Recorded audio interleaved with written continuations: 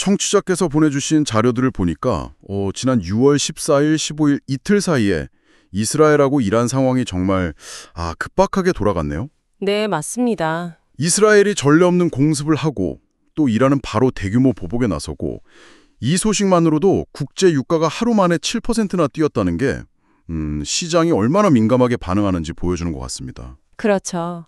오늘 이 충돌의 핵심 전개 과정, 또 그 파장, 특히 국제 유가나 세계 경제에 미칠 영향 이런 것들을 좀 집중적으로 분석해 보려고 합니다. 네, 어떤 점이 중요하고 또 우리에게 어떤 의미가 있는지 좀 자세히 들여다볼 필요가 있겠습니다. 구체적으로 어떤 일이 있었는지부터 좀 짚어볼까요? 네, 이스라엘 공습으로 이란의 최고위급 지휘관들이 사망했습니다. 혁명수비대 사령관 호세인 살라미, 또 군총 참모장 모하마드 바게리 같은 인물들인데요. 정말 최고위급이군요. 네, 이게 단순히 군사적 손실을 넘어서 이란 지도부에는 상당한 충격이었을 겁니다. 그리고 이제 이스파한의 우라늄 변환 시설이라던가 사우스 파라스 가스전 관련 시설 같은 주요 기반 시설 피해도 빨리 심각하다고 보고가 됐고요. 이란의 대응도 즉각적이었고 규모도 상당했죠. 텔아비브나 하이파 같은 이스라엘 주요 도시에 미사일, 드론 수백 기가 날아들었으니까요. 네, 양측 발표를 종합해보면 인명피해도 상당합니다. 이스라엘 측에서는 최소 3명이 사망하고 40명 이상 다쳤다고 하고요. 이런 측 피해는 더 컸던 것 같고요.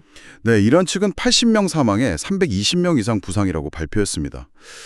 단순 교전 수준은 확실히 넘어선 거죠. 이렇게 격렬하게 충돌하게 된 배경, 뭐가 있을까요? 이란 내부 상황도 좀 봐야 할 것 같은데요. 여러 요인이 좀 복합적으로 작용한 것 같습니다. 일단 이란 내부적으로는 경제난이 아주 심각합니다. 인플레이션이 43%에 달할 거라는 예측도 있고요. 43%요? 와. 네. 그리고 이제 하마스나 헤즈볼라 같은 전통적인 동맹 세력의 힘이 좀 약해진 측면도 있습니다. 시리아 아사드 정권 붕괴도 있었고요.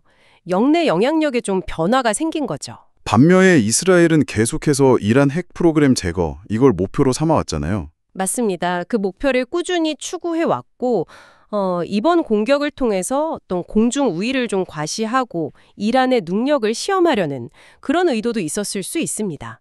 특히 주목할 만한 게 2024년 당시 공방과는 달리 이번에는 이스라엘이 먼저 대규모 공격을 감행했다는 점입니다. 이게 좀 변화된 양상이죠. 군사적 충돌이 바로 외교 문제로 번지는 모습도 보이고요. 이란이 미국과의 핵 협상 계획을 취소했다는 소식도 있었고. 네, 그렇죠. 주변 걸프 국가들이나 미국 트럼프 대통령까지 나서서 양측의 자제를 촉구하고 나섰고요. G7 정상회의에서도 이 문제가 주요 의제로 다뤄졌다고 하니까 국제사회의 우려가 상당히 크다는 걸 알 수 있습니다. 외교적 파장과 함께 금융시장 반응은 거의 즉각적이었고요. 유가 급등은 말씀드렸고. 네, 투자자들이 금이나 미국 국채 같은 안전자산으로 몰리면서 세계 증시는 또 하락세를 보였고요. 이런 민감한 반응 뒤에는 역시 그 지정학적 뇌관, 호르무즈 해협이 있는 거죠. 호르무즈 해협. 여기가 정말 중요하죠. 전 세계 석유 소비량의 5분의 1 정도가 여기를 통과한다고 하니까요. 네, 맞습니다. 그래서 분석가들이 이란이 최후의 수단으로 이 해협을 봉쇄할 가능성 이걸 계속 우려하고 있는 겁니다. 자료를 보니까 골드만삭스는 봉쇄 시 유가가 배럴당 $100 넘을 수 있다. JP모건은 120에서 130달러까지도 본다. 이런 경고가 있더라고요. 네, 그런 전망들이 나왔죠. 근데 또 반대로 케플러나 RBC 같은 곳에서는 실제 봉쇄 가능성은 낮다 이렇게 보기도 하고요. 이게 전망이 좀 엇갈리는데 어떻게 봐야 할까요? 그게 참 어려운 지점인데요.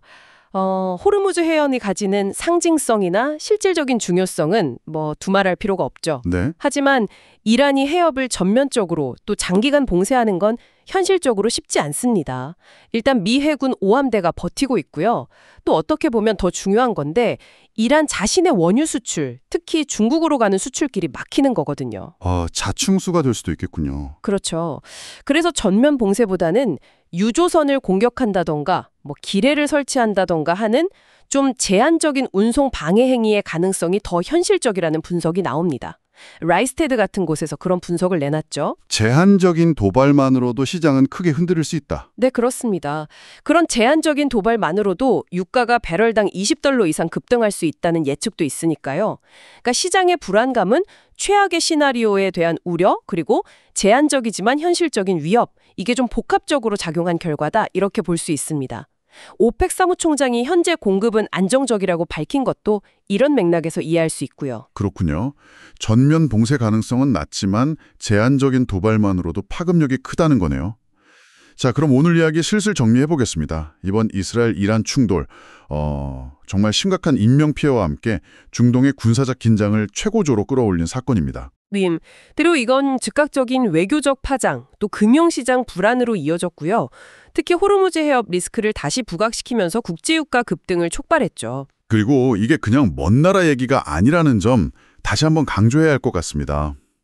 이게 앞으로 여러분이 체감하실 에너지 비용 상승이나 더 넓게는 세계 경제의 불확실성, 지정학적 불안정 심화로 이어질 수 있다는 점을 인지하는 게 중요할 것 같습니다. 맞습니다.